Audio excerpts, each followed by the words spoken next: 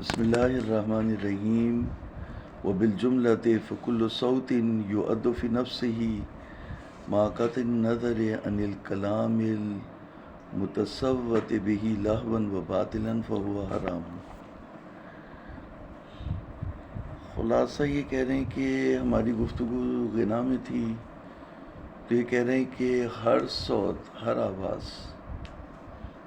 جو کلام جس سے صوت نکالے، الکلام المتصوت بہ، وہ کلام جس کو آواز میں پڑھا جائے، صوت میں پڑھا جائے، لحن میں پڑھا جائے، تو کلام سے قطع نظر، اس کلام سے قطع نظر جس کلام کو لحن میں پڑھا جائے، آواز میں پڑھا جائے، متصوت بہ لہوا، جس سے لہو نکالا جائے، اس کلام سے قطع نظر، لیکن اگر لحن اور طرز اور پڑھنے کا انداز اگر لہو ہو تو وہ حرام ہے۔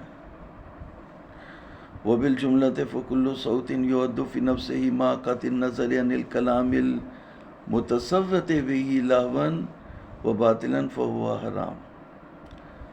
وَمِمَّا يَدُلُّ عَلَى حُرْمَةِ الْغِنَاءِ مِنْ حَيْثُ كَوْنِهِ لَهْوًا وَبَاطِلًا وَلَغْوًا رِوَایَةُ عَبْدِ الْأَعْلَى وَفِيهَا ابن فضال قال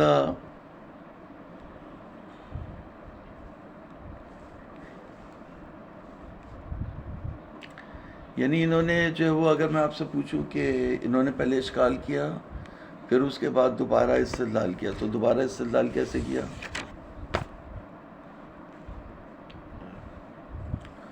دوبارہ جو انہوں نے استدلال کیا وہ یہ کیا ہے کہ لہو جو ہے وہ باطل ہے، لہو کلام کے اندر ہو، مضمون کلام کے اندر ہو یا کیفیت کلام کے اندر ہو، لہو باطل ہے۔ تو لہو بطور مطلق باطل ہے، زور بطور مطلق باطل ہے، چاہے کلام میں ہو یا کیفیت کلام میں ہو۔ اور کیونکہ غنا کیفیت کلام کا نام ہے، اس لیے لہو جو کیفیت کلام میں لحن میں متحقق ہوگا وہ بھی حرام ہے۔ یہ انہوں نے جو اس سے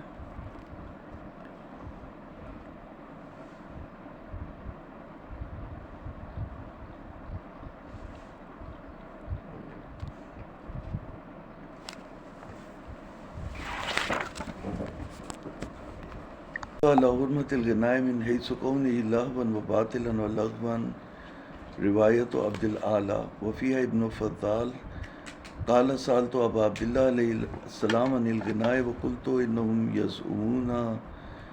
يزعمون أن رسول الله رخص في أن يقال جئنا جئناكم حيونا حيونا نحييكم فقال كذبوا إن الله تعالى يقول وما خلقنا السماوات والأرض وما بينهما لاعبين لو أردنا أن نتخذ لهوا لاتخذناه من لدنا إن كنا فاعلين بل نقذف بالحق على الباطل فيدمغه فإذا هو زاهق وَلَكُمُ الْوَيْلُ مِمَّا تَصِفُونَ ثُمَّ قَالَ وَيْلٌ لِفُلَانٍ مِمَّا يَصِفُ رَجُلٌ لَمْ يَحْضُرِ الْمَجْلِسَ۔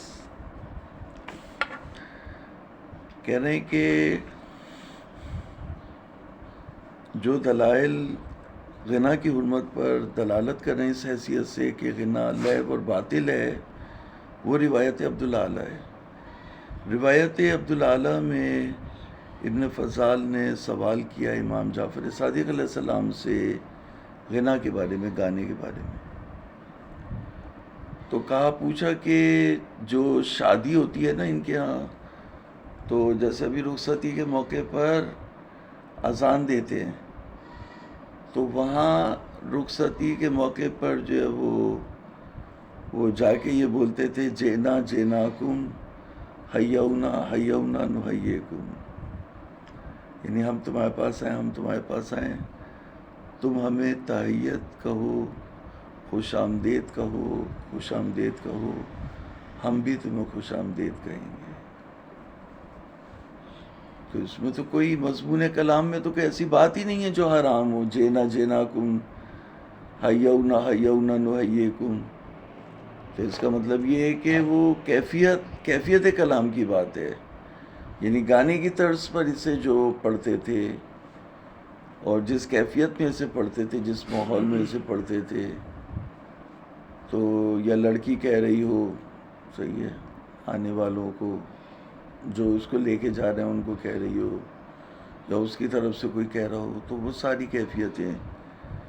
تو اس سے پوچھا کہ میں نے سنا ہے کہ یہاں پہ لوگ گمان کرتے ہیں کہ رسول اللہ صلی اللہ علیہ وآلہ وسلم نے یہ کہنے کی اجازت دی ہے. تو مولا نے اس کی مخالفت کی. قلت انہم یزعمون ان رسول اللہ رخص فی ان یقال، حضور صلی اللہ علیہ وآلہ وسلم نے اجازت دی ہے کہ یہ کہا جائے جینا جیناکم حیونا حیونا نحییکم. فقال کذبوا، مولا نے فرمایا جھوٹ بول رہے ہیں یہ. ان اللہ تعالیٰ، اللہ تعالیٰ یہ کہتا ہے کہ میں نے آسمان اور زمین اور ان کے دونوں کے درمیان جو چیزیں خرچ کی وہ کھیل کود کے لیے نہیں کی. اگر ہم لہو کو لینا چاہتے تو لے سکتے تھے اپنے پاس سے، اگر ہم لینے والے ہوتے، بلکہ حق کے ذریعے سے. باطل پر ماریں گے بس وہ چلا جائے گا، اور جو تم بیان کر رہے ہو اس پر ویل ہو، تم پر وائے ہو. لکم الویل بما تصفون، تمہارے لیے دوزخ کی وادی ہو ویل، یا تو دوزخ کی وادی یا وائے ہو، نفرین ہو تم پر. لکم الویل بما تصفون، کالا ویل ہے اس شخص کے لیے جس نے یہ بات کہی. رجل لم یحضر المجلس، یہ وہ شخص ہے جو مجلس میں حاضر نہیں ہوا، یعنی یہ حضور کی مجلس میں نہیں تھا کہ اس نے حضور سے سنا ہو اور حضور نے جو ہے وہ اجازت دی ہو. فإن الكلام المذكور المرخص فيه بزعمهم ليس بالباطل والله الذين يكذب الإمام رخصة النبي فيه. کلام مذکور جس میں یہ گمان کیا جا رہا ہے کہ رخصت دی ہے، یہ باطل اور لہو نہیں ہے.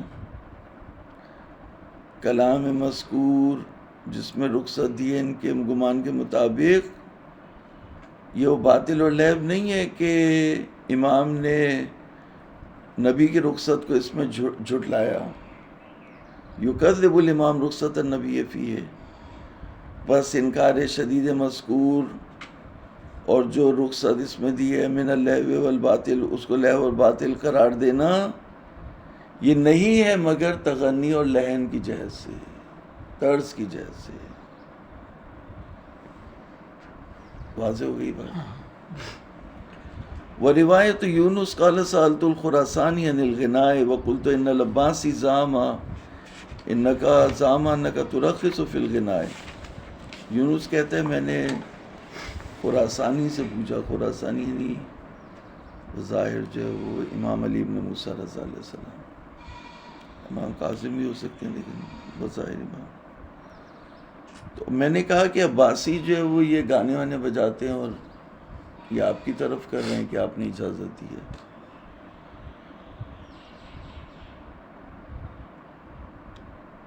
ان العباسی زعم انک ترخص فی الغناء فقال کذب الزندیق ما ھکذا. مولا نے فرمایا زندیق جو ہے وہ جھوٹ بول رہا ہے، ایسا نہیں ہے. قلت له وانما سألنی عن الغناء، کہا کہ اس نے مجھ سے غنا کے بارے میں پوچھا. قلت له ان رجلا اتى ابا جعفر علیہ السلام فسأله عن الغناء، ایک شخص امام محمد باقر علیہ السلام کے پاس آیا اور اس نے غنا سے پوچھا. فقال له، تو امام محمد باقر علیہ السلام نے اس شخص سے سامنے کہا کہ جب اللہ تعالیٰ میز الحق والباطل، حق اور باطل کو الگ الگ کر دے گا تو غنا کہاں پہ ہوگا؟ یعنی مولا نے جواب دینے کے بجائے اس سے سوال کیا، اس سے پوچھا کہ اگر قیامت کے دن کل حق الگ کر دے گا باطل الگ کر دے گا تو غنا کہاں پر ہوگا؟ تو اس نے کہا باطل میں. تو کہا بس تم نے بول دیا، اب ان سے کیا پوچھ رہے ہو؟ اذا میز اللہ بین الحق والباطل فأین یکون الغنا فقال ما الباطل فقال قد حکمت. وروایت محمد ابن ابی عباد وکان مستہترا بالسماع وبشرب النبیذ قال سألت الرضا علیہ السلام عن السماع قال لأهل الحجاز فیہ رأی وهو فی حیز الباطل واللہو. اما سمعت قول اللہ اما سمعت اللہ عز و جل یقول اذا مروا باللغو مروا کراما. روایت محمد ابن ابی عباد جو مشہور تھا غنا سننے میں اور شرب نبیذ میں، تو امام رضا سے اس نے غنا سننے کے بارے میں پوچھا تو آپ نے فرمایا کہ اہل حجاز اس کے بارے میں ایک رائے رکھتے ہیں، اور یہ حیز باطل اور لہو میں ہے، یعنی باطل اور لہو کی جگہ پر ہے غنا کا سننا. کنسرٹ میں جانا، شادی کے وہ جو گانے بجانے کے ڈانس کے پروگرام میں جانا حیز باطل اور لہو میں.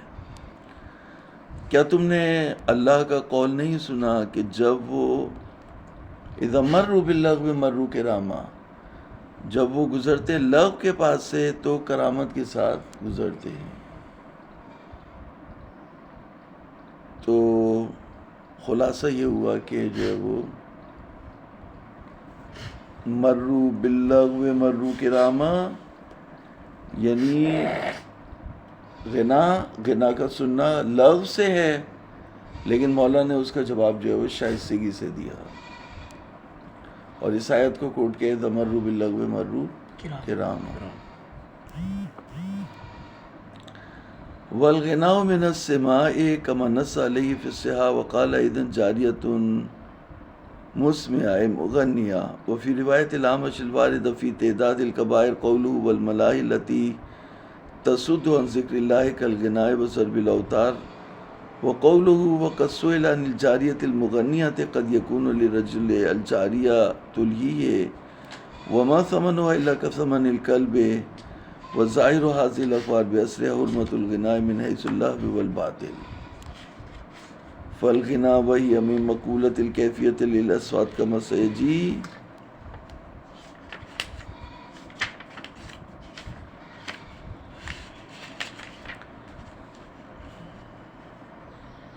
تو یہاں پر یہ کہہ رہے ہیں کہ غنا سننے کے باب سے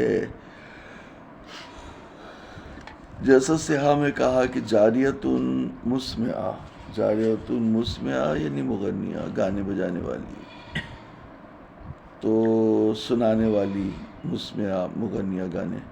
روایت اعمش میں جو گناہوں کی لسٹ جب بیان کی تو اس میں کہا وہ ملاہی جو اللہ کے ذکر سے روکے، والملاہی التی تصد عن ذکر اللہ، جیسے غنا اور ضرب اوتار یعنی تاروں کو مارنا، تاروں کو چھیڑنا. وقولہ علیہ السلام وقد سئل، اور مولا سے جو ہے وہ مولا کا قول جب ان سے جاریہ مغنیہ کے بارے میں پوچھا گیا کہ کبھی انسان کے لیے ایک کنیز ہوتی ہے جو اس کے ساتھ لہو کرتی ہے، تو لہو کرتی ہے یعنی اسے گانا سناتی ہے، تو وہ تو سناتی ہے، وہ تو پڑھتی ہے، یہ سنتا ہے، تو غنا سننے کے باب سے. وما ثمنها، اور نہیں ہے اس کی قیمت مگر کتے کی قیمت کی طرح، الا کا ثمن الکلب، یعنی ثمن کلب حرام ہے تو اس کی قیمت بھی حرام ہے.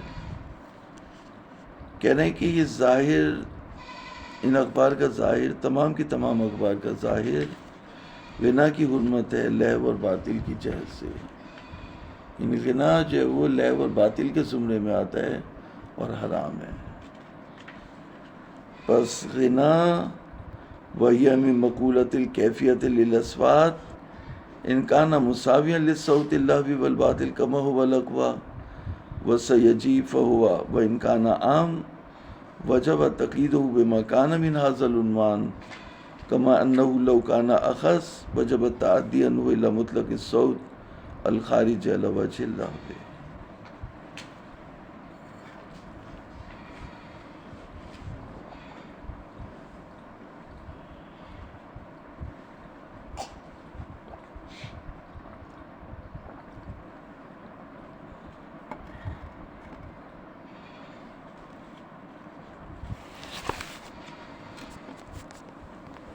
وہ غنا ہو جائے گی اور غنا حرام ہے. کہا حرام نہیں ہے. حرام کیا ہے؟ حرام صرف صوت لہوی اور باطل حرام ہے. تو جب غنا برابر ہوگی صوت لہوی اور باطل کے، لہو اور باطل کے برابر ہوگی، تو حرام ہوگی. جب غنا اس کا مفہوم وسیع ہو جائے گا وجب تقییدہ بما کان من ھذا العنوان، تو وہ سارا حرام نہیں ہوگا.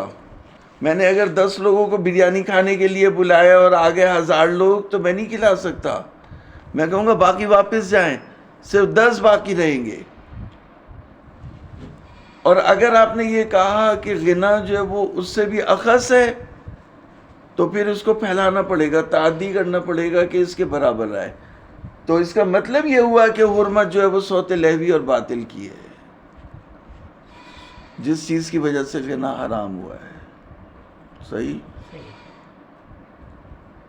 صوت لہوی اور باطل، لہوی اور باطل، تو لہو اور باطل جو ہے وہ لہو اور باطل کی وجہ سے غنا حرام ہے، تو پھر جو ہے وہ غنا حرام ہے.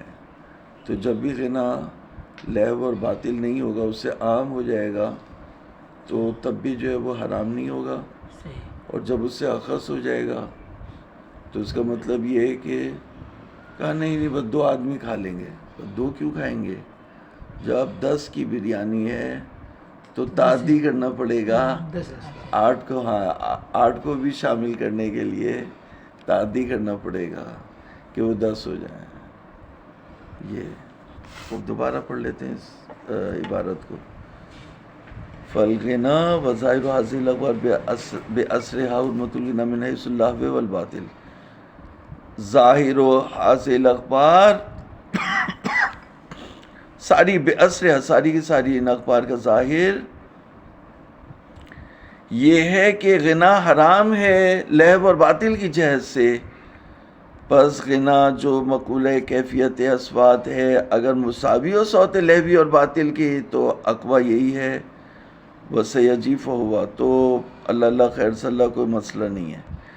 اگر عام ہو جائے گا تو تقیید کریں گے، اس کو کم کریں گے، قید لگائیں گے تاکہ وہ لہو اور باطل ہی کے برابر ہو جائے. اور اگر اخص ہو گئی کما انہ لو کان اخص، تو اسے پھیلائیں گے، تعدی دیں گے مطلق صوت جو خارج ہوتی ہے علی وجہ اللہ. صلی اللہ علی محمد وآلہ الطیبین الطاہرین. اللهم صل على محمد.